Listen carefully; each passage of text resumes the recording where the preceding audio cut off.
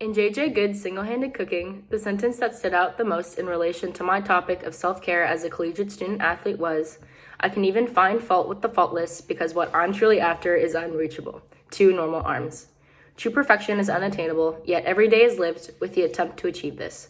No matter how much I sleep or how healthy I eat, my reality is that I'll be awake before everyone, train harder than most, and stay up as late as some of the most dedicated students, but for me, it's just to keep up.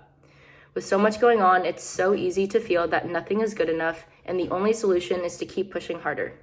The truth is that without taking the time for self-care, there is no way to continue at such an extreme pace. It is the downtime that allows you to reset your mind and body. Without this, it would be like cooking with one arm. The word symmetrical from the source relates to my argument in that his struggles are from his birth deformity. Good loves to cook, but with only one normally functioning arm, it's always a struggle. He constantly always deals with the feeling that everything could have gone right if only he had been born with 2 normal arms, making his world symmetrical. As a collegiate student athlete, my college experience is very different from a typical student. My days start at 4:30 a.m. with the struggle to get out on the playing field. I lay in bed trying to convince myself that I really do want this, thinking if only I wasn't an athlete, I'd still be sleeping. I race from the field to my classes and skip eating lunch every day, staying up late studying like every other student while knowing I'll be up again in only a few hours. Every day feels so unbalanced and chaotic and out of whack.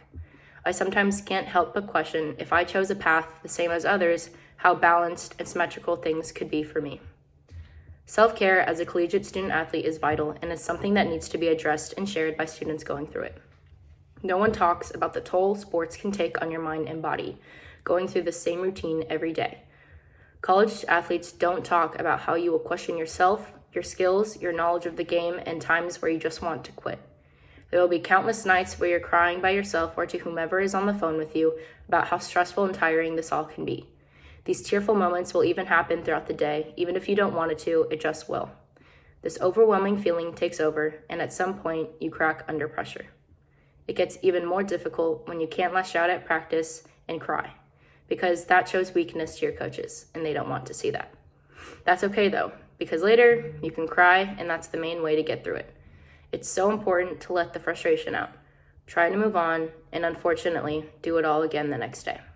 There are other ways to take care of your body and mental state, like making sure to feed your body and getting enough sleep, as well as having some type of a social life and even random dance parties just to let loose. It will still be hard when you wake up and get ready for the day, but if you're doing something you truly love, it's worth it. It's just crucial to find some type of coping mechanism. You have to find a solution that works for you, that makes you feel somehow centered again. Because once that stress and pressure has faded,